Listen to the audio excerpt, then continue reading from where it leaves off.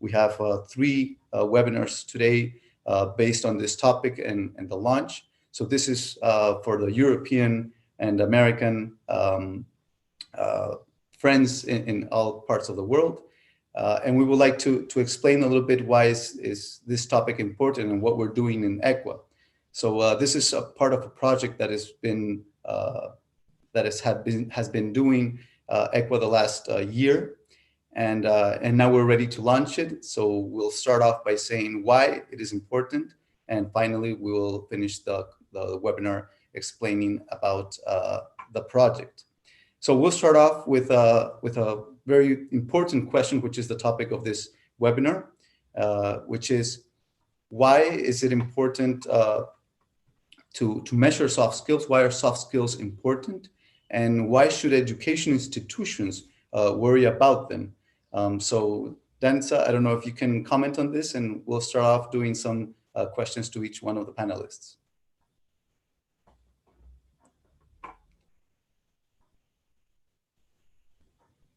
Let me take off your mute. There you go. Yes. So I'm dependent on you. You see, you are deciding whether I talk or not. Thank you very much.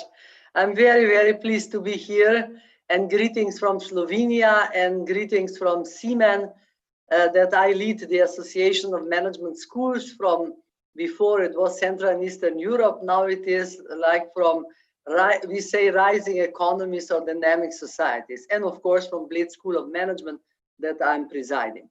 I have to say that I was very, very pleased when Eric initiated this idea that we shall start to deal with soft skills, with measuring soft skills, etc. And only then I was really thinking how to measure that and how to, how to make these skills more obvious, more bringing them up. And, then I started, to think and to look to the literature, and I saw that it is considered that 85% of all the success and reaching all the goals, in fact, come from soft skills, not from hard skills. You know that hard skills are knowledge and professional knowledge, etc.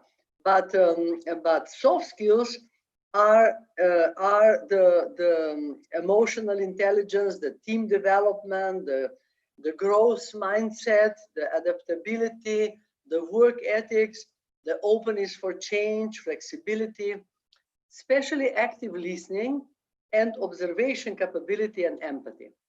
I would like to mention immediately that when it goes for active listening and for observation, we are in our school using art to teach people and to help them to develop their skills of observing, like, like the design, or like pictures, looking to the pictures, etc.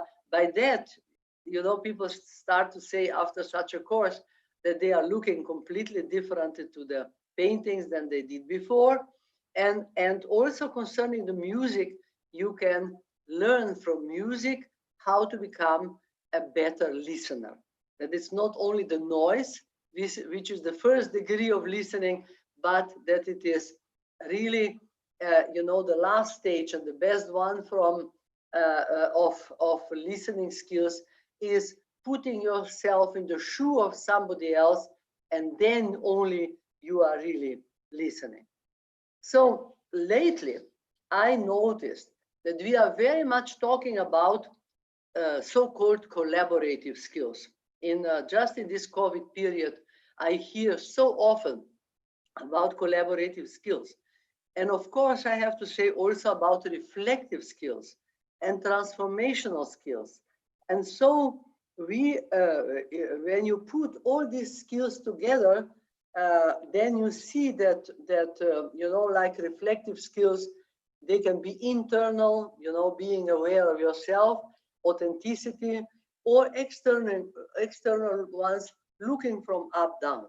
So in the era of artificial intelligence and important big data, these soft skills, I believe, are getting more and more important. And before I mention this, what are the soft skills? I could go a little bit more in details and elaborating on that. When we talk about emotional intelligence, we can talk about self-awareness, self-regulation, like can you recognize and regulate your own emotions, which is very important for leadership. Then motivation, empathy, putting ourselves in the shoes of others, social skills, etc. If you talk about team development, you are talking about the attitude mostly, the team player attitude. You need to run an effective and inclusive meeting. You have to be able, you have to be open to new ideas, and you have to work with respect for others. And when you talk about growth mindset, you have to be able to grow on your own abilities, on your own talents and intelligence. So elaborating further, I would say openness to feedback. It's questioning yourself, are you capable to give and receive a constructive feedback? When we talk about adaptability, we have to talk about the ability to adapt to change. Active listening, I mentioned already. And of course, I should not forget the work ethics. That means that you are really ready to work hard, spend the time for the certain project, and you have to be ready to struggle, to put your elbow in and to struggle to reach the goals. So shortly, I could of course also make a little comment on this, but I have my colleagues who will talk about, and if I see that I could still add something, I shall do that later, because what I noticed is that we are good in measuring the poor behavioring skills and the poor behavior, not so much as the good one. But about that, I shall later add something. So this is how I imagine what are the soft skills and what is the importance of it. I think that in leadership, this is enormously important. I always say to and time management, I forgot to. I always say to my student, you will never fail on the lack of knowledge of accounting or finance. You will fail on dealing with people. You will fail in dealing with time, because time management is not managing just the minutes and the hours, etc. Time management is to manage priorities. In the crisis times, for instance, that priorities are totally different than in the good times, etc. So if you don't know, if the leader does not know what are the priorities, and that is connected with the time management, then of course it is a bad leader. So I'm looking forward to listen to my colleagues. Thank you, Danica, and thank you for that explanation of how soft skills are important and some of the soft skills that our students need. I would like to complement that question with another question, and it is, what can education institutions do to support this development? Is there anyone that would like to comment on this?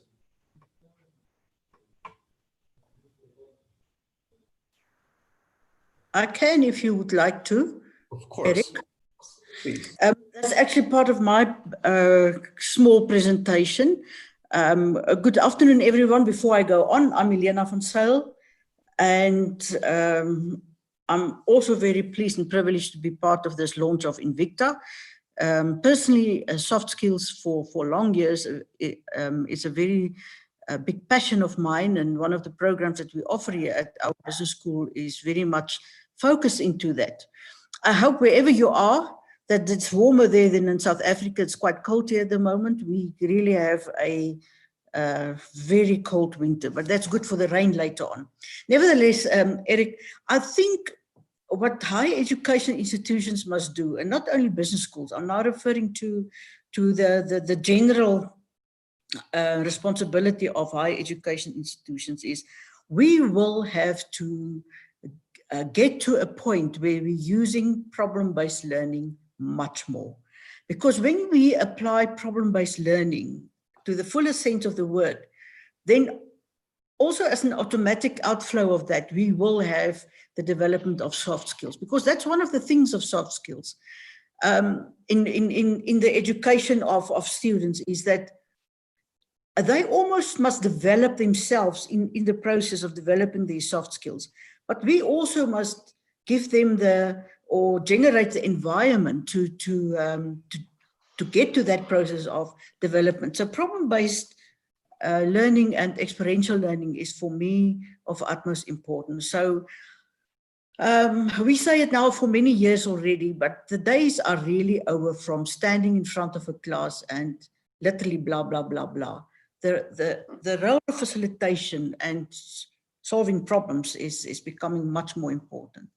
Then, if you look and you see what the trouble is in the world at the moment in terms of unemployment, and then a further outflow of that is an increase in the unemployment of graduates, people with many degrees that don't get jobs. So once again, we as higher education institutions must look at ourselves and say, okay, what can we do? So we will have to, and I think, I'm strongly believe that if we moving stronger and firmer in the direction of problem-based learning, we will be able to contribute in a more strong way to employability. And the employability is not about the technical knowledge or the subject knowledge or the hard skills. It lies in the soft skills. And then lastly, what I would like to say is how simple it may sound, but we must get on with more practical work readiness programs, official and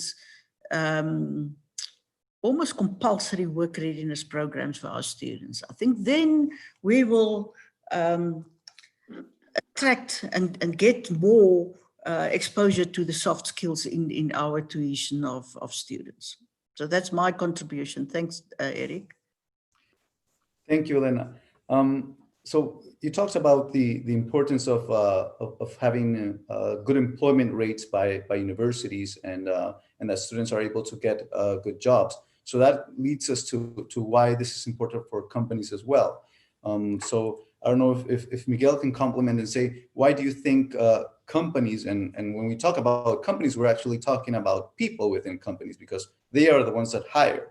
So why do you think people within companies value soft skills, and do you think that they can include them as part of their recruitment as they do for knowledge or capabilities? So I don't know, Miguel, you have a vast experience and connection with the industry and with companies. So I don't know if you can comment on this. Yeah, absolutely. And thank you very much for inviting me. And good afternoon and good morning. Greetings from Miami. I mean, behind is California, so I'm just completely the opposite side. Basically, I remember a conversation that I had in the beginnings of the 90s, about 1990, when I met for the first time the CEO of Hewlett-Packard. I was a young engineer at Hewlett-Packard, and I was being promoted to, when I was very young, to a managerial position in Mexico. And I asked him for an advice to Mr. Young. His name was Young. It was when Hewlett-Packard was really this giant of the high-tech industry.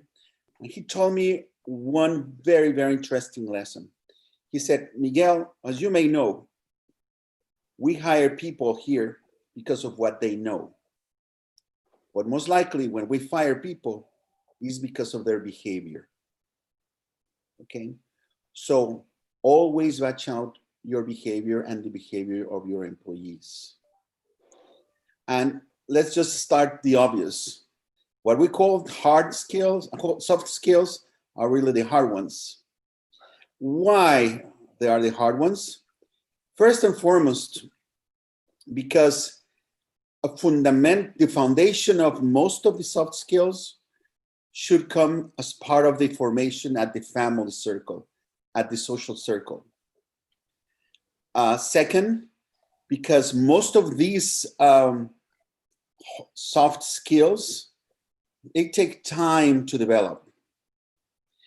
And in universities, we only have 4 years to calibrate and fine-tune these soft skills that should already been in place, or at least some degree of development. So what is the most interesting thing, and why this, Eric, is so crucial, is because companies won't wait for new employees to develop these soft skills. Most likely, there must be some evidence that you already got them. Knowledge, you can acquire it quite fast. Technical skills, you can learn fast. But the development of soft skills like persuasion, like collaboration, and all of these that were already mentioned, they take time, and companies won't wait for the new employee to develop them. So we must be sure as universities, and therefore the importance of micro-credentials, that our graduates already have them in them, and that there is very strong evidence that they already have them in place. But not only for, this is not only for new employees. Last year I was involved in a conglomerate, in a very large conglomerate in the Caribbean. The size of this conglomerate is about $8 billion in sales.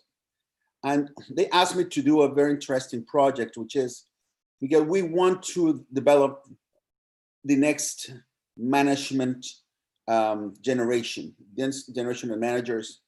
But we're not sure what process to follow, how to identify these high potentials, who will be the next potential leaders in our companies, because these guys are like about 8 different sectors. And they have over 45 different companies and 45 CEOs that they need to replace at some point in time. So what was interesting is, in order to showcase these soft skills, we had to develop special projects that will demand employees to showcase soft skills like persistence, like persuasion, like grit, like drive, like energy, because what they want to see is that we haven't seen these employees in extreme contexts. We want to see their reaction. We want to understand how they behave in a different operating setting. So nowadays, companies are really maybe not struggling, but trying to find their ways of creating some level of assessment of soft skills that will give them some higher level of certainty whether or not an employee has a particular set of soft skills that they require or not. So therefore, Eric, this is crucial. Companies usually struggle to actually expose and discover the soft skills. Therefore, they need a lot of help. And why they need a lot of help? Because they don't have time for these skills to be developed. Thank you so much, Miguel. And that leads us to another question. So we know for a fact, and we've been in contact with many universities along these couple of years, and they are all doing different things regarding trying to get students to have courses and trying to develop these soft skills. So how can measuring soft skills help universities as well? Why is it important to measure the soft skills? Elena, I don't know if you can comment on that. So good afternoon or good morning in the United States. Thank you very much, Eric, for inviting us, me particularly, to be a panelist here in this discussion. Greetings from Riga. We have very hot summer now, and I'm really sorry to hear that in South Africa is cold. So we are happy here.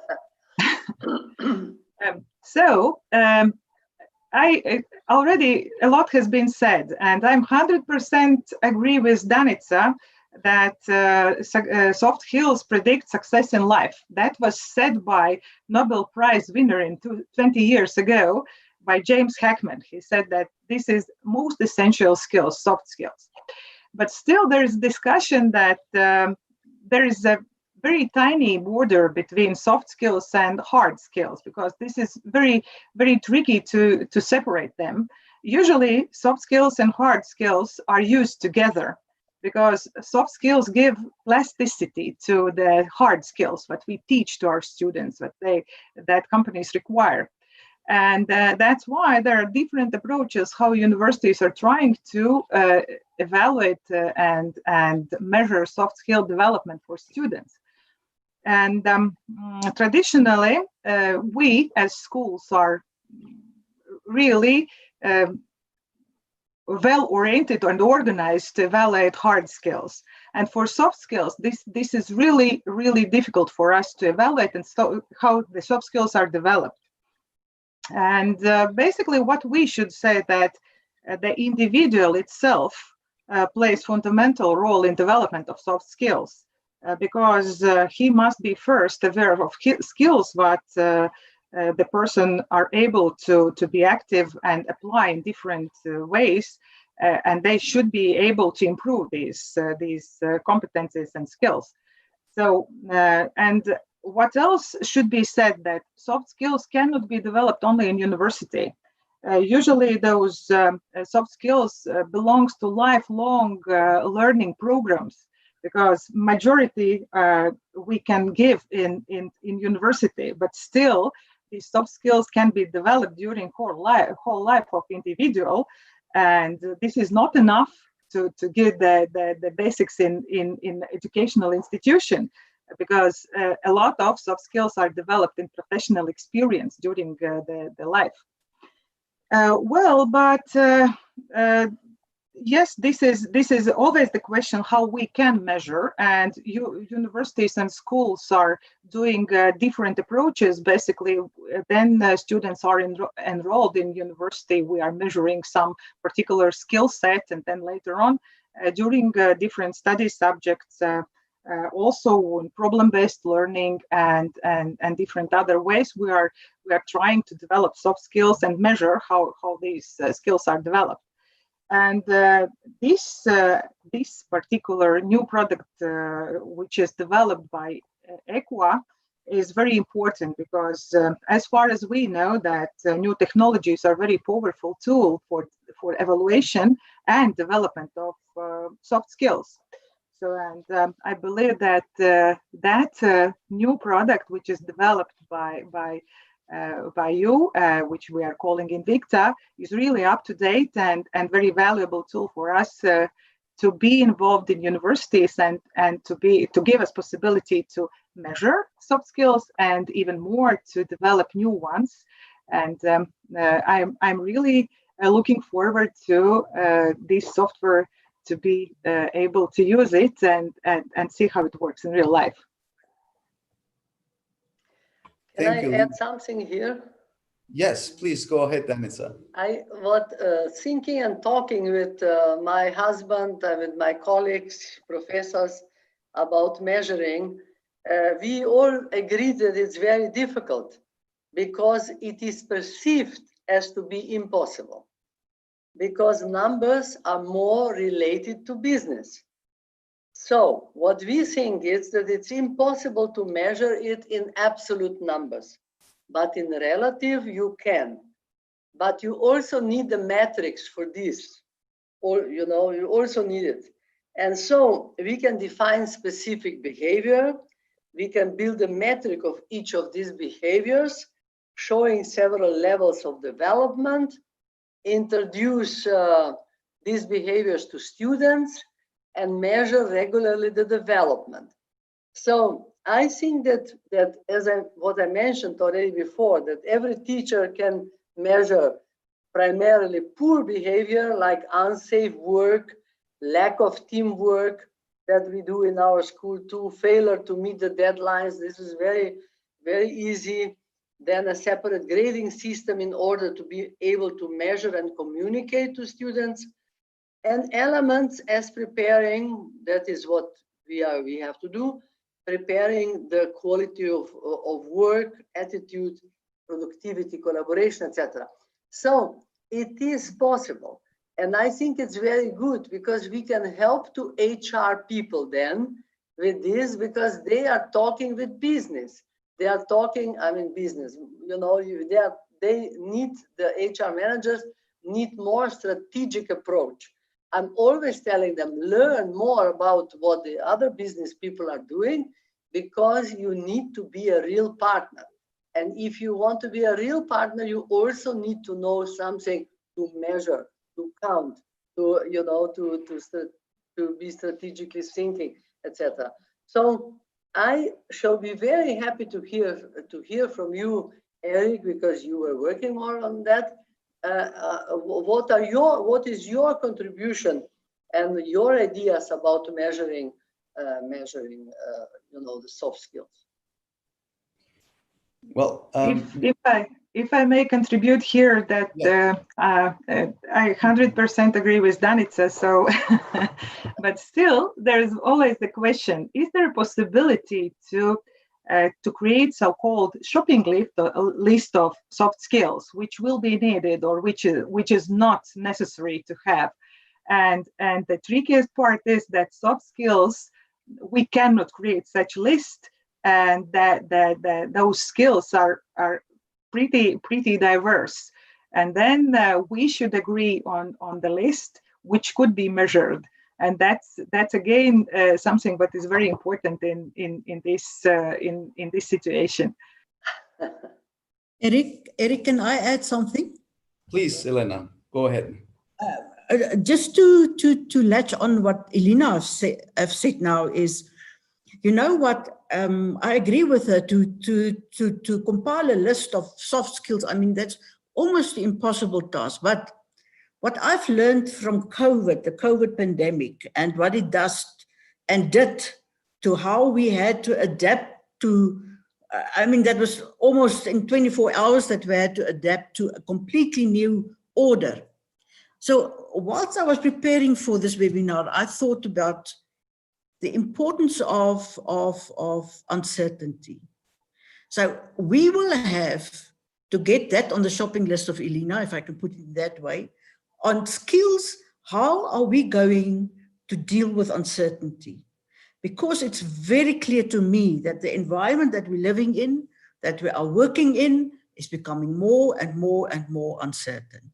And we must learn that skill to deal with uncertainty. That's the one thing.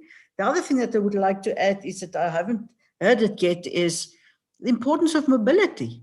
I mean, the world became so small, although COVID was putting us in our own nests, but the world is so small that people are so mobile, and you have to be mobile.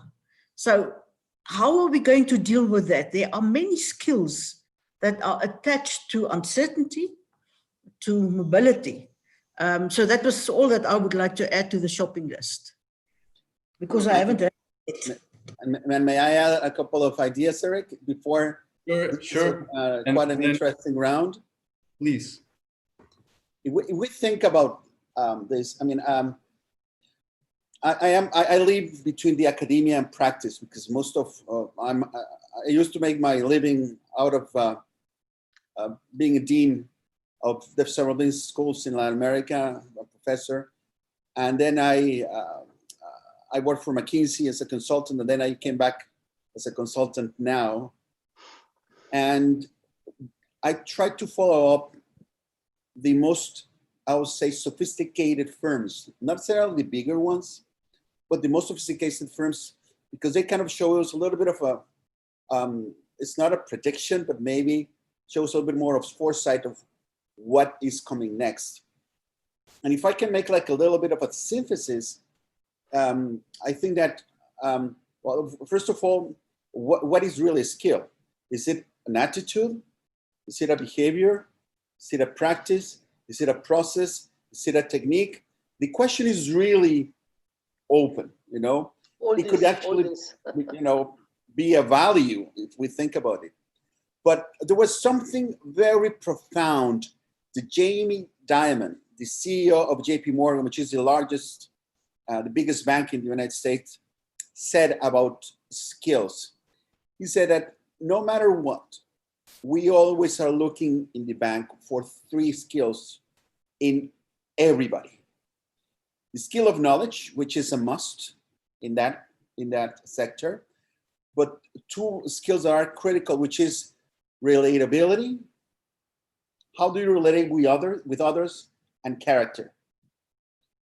And if we think about these three kind of big constructs of skills, it kind of makes sense to kind of have this typology. And one of the things that actually was very interesting, because he was here just before the pandemic, and I was in an event with him and other bankers. As you know, Miami is the third most important banking site or center in the United States. And what he said is that currently the major that had the highest demand in terms of hiring priority for the bank was the English major, because students graduating from English majors have the capacity to communicate and to write properly. Can you imagine, that now the priority for hiring in a bank is an English major? Interesting. Eric? Well, this is very useful, and this is a little bit of what we did. I have my academia part and my link to companies. So the first thing we did with this project in order to develop it was see if there was interest. And having you here, this is a demonstration that there's a lot of interest about the topic. So the second step that we took was, well, you're right. What should we measure? If there's something that we should measure, then what is it? What should we measure? What are those soft skills? So we went to both sides. We went to the academicians and we went to the companies, and we saw what was already done. And we said, well, what do companies think is relevant and important? And we weren't the first ones to do this study. We just grabbed the studies that LinkedIn and Forbes and Udemy and others had done. And we saw which were the 10 most relevant and most important soft skills that companies wanted. So that was our first step. The second step we took was, well, we went to the academicians and we said, well, validate this information. Is this true? And they said, listen, these are the most important ones. You're completely right. This comes from the companies. They're the ones that are wanting this types of soft skills. So that was the second step. And then we merged together and we finally led to 5 soft skills. There are more that are measurable and that can be measured, and each university will decide if they include them or not. But these 5, we said, these are basic soft skills that everyone should have and develop, and that should be measured. So we didn't want to go to the side of having a project that would develop the soft skills. We just wanted to measure them and help universities take decisions that would help the university itself, that would help their students, and finally that would have relevance for the companies. So that's a little bit of the process that we did with this project. I think there's one more question that I would like to put out there, and it's this pandemic and crisis situation. It affects the preparation of students and the preparation of soft skill development as well. So what can universities do about this? How can they struggle to provide a better service under this crisis situation? I don't know if anyone wants to comment on this.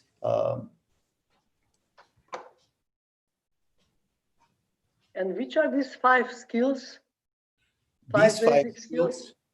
The first one is communication. So there were, out of the 10, we selected the 5 most relevant and most important. So the 5 skills were, the first one was communication skills. How good Jamie Dimon will be very happy. Yes. So the first one was communication skills, how well a person can communicate. The second one was productivity, how well a person productive a person is by itself, and how a person can make themselves be productive under any circumstances. The third one, which I think is important in any case, is emotional intelligence, which is about what Miguel was talking about, the ability to relate and to be able to react in a good way in different situations.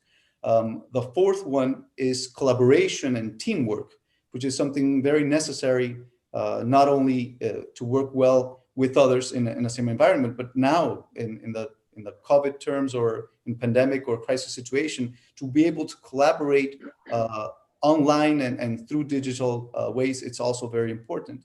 And the final one, which was most required by companies, was creativity. So there's some of them that are included within some of the ones that we chose. For example, time management, transformational change. So all these are additional ones that obviously are important as well, are part of the 10 most relevant ones by all these researchers and companies and so on. But these 5 were the ones that, in a way, they won. They're the ones that obtained the most relevance by our academicians and by practitioners in that sense. So these 5 will be the ones that will be measured across all universities that participate in this project in all parts of the world. I don't know if anyone has any further comments before we still have a few more minutes, and then we'll proceed to officially launch this first for this first part of the world, and then we'll have another meeting for Latin America and for Brazil later on today. So I don't know if anyone wants to do a final comment or has any questions that you would like to give. Yeah, Eric, can I add something to your number 4?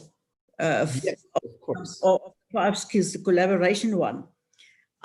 And that's not necessarily a post-COVID thing, but what we see is that people struggle in the workplaces to deal with consensus. And that adds to your collaboration and teamwork is that you not always can get what you want, but you must fit into the consensus opinion of the team. So I only would like to add that to the collaboration and the teamwork thing is to be able to deal with consensus, almost to go with the majority. Thank you so much, Elena. And this is part of a working process. And when we talked about the importance of measuring, and we talk about something that is very important, which is, well, what's the validity of measuring?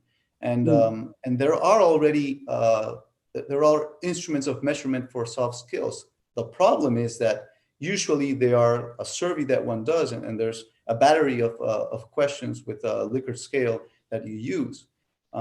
But there was nothing like the project that we were promoting. And this is what I think all universities liked, which was, well, this type of measurement will be done by peers. So for students, it'll be about 80 measurements for each soft skill along the life of the student. So this is something that changed a little bit the way that people were thinking that they could measure, not only by professors, but this was also by students and also by professors in some cases. So this led to a new way of thinking. This was like measuring through a way in which you're doing it on the practice. Not anyone can measure it, but the people that were measuring were the students that were doing a project with you.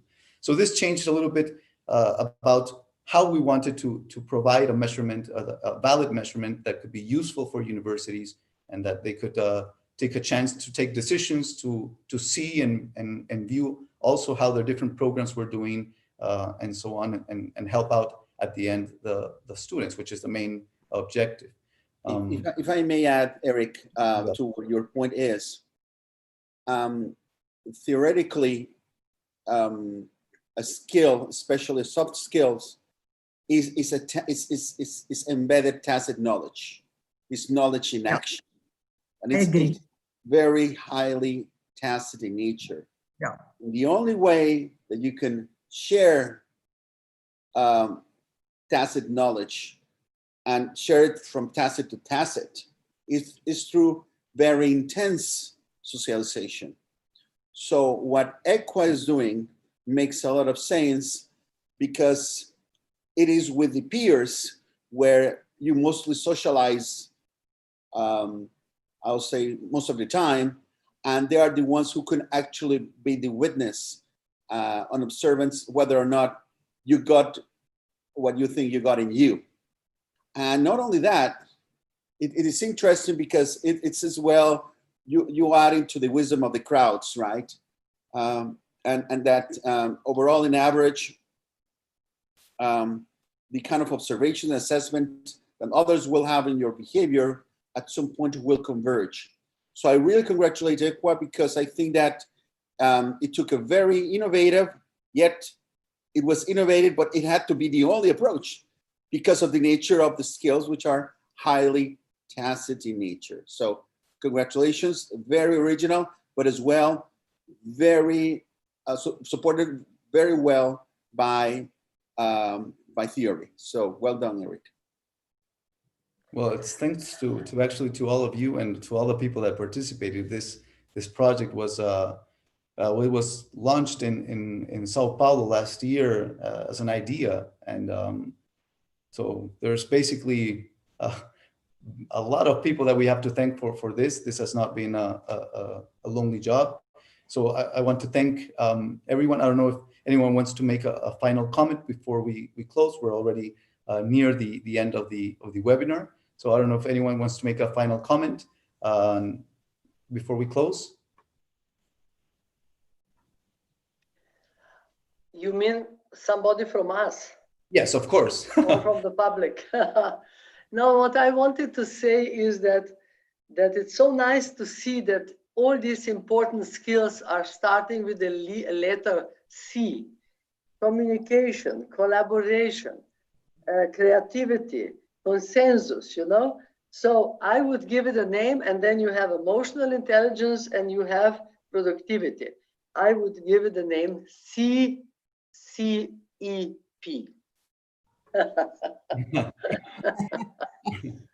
Perfect. Well, I want to thank all of you for participating. I want to invite everyone to be a part of this project. This is it's a big scale project, and we're including universities from all parts of the world. So we're choosing our collaborators very closely, and this has several steps. So the first step is obviously the universities and getting country leaders, one for each country, and then choosing the rest of the universities. So we already have country leaders in several parts of the world, and we have also other universities that will be participating. Some countries have already 5 or 6 universities already participating besides the country leader. But this is only the first step. The second step is getting companies involved. So we're going to be looking for collaborators worldwide. So anyone wishing to become representatives and help us out in this aspect, this is a great invitation, and we'll be having meetings with questions and answers on the next couple of weeks with the different groups. So you're all welcome to participate. Thanks to the panelists for your collaboration, for your support, for your friendship. I know Danitza for so many years. She was in the birth, as she said, in the birth of EQUAA, when we were just launching a small project, and now we have almost 40 members in less than 5 years, which is very, very fast growing, and accredited institutions always. And we collaborate together with Simon and Elena. Thank you so much for participating. New to the EQUAA family. Elena, part now of our member of our board of directors, and Miguel, a personal friend. And I'd like to thank all of you for your help, for your support, and for your friendship. And I officially declare INVICTA by EQUAA launched. And I think a video will be put right now so that we finish the webinar with an explanation of the project that a video explains it much better than I can. So thanks very much to all, and well, I hope that that you have a very good day, everyone. Thanks so much for your Thank you very participation. much. Congratulations, Eric. Thank you. Thank you. It was a privilege. Thank you. No, it was a pleasure for you, for me to participate with you.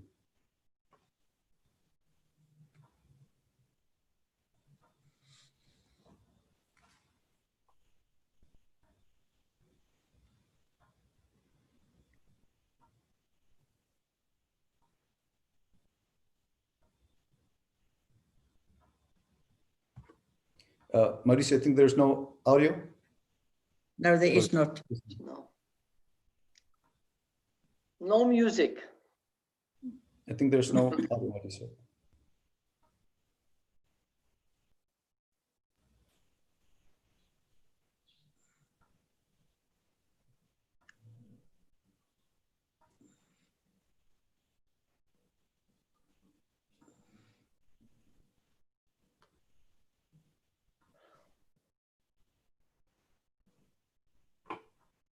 Mauricio, there's no audio. I don't know if you can put it again with audio or.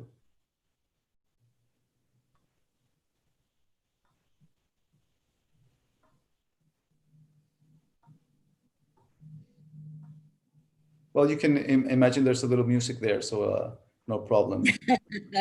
Yeah. Each can imagine its own music. Yes. Well, sometimes connections and the IT doesn't work as expected.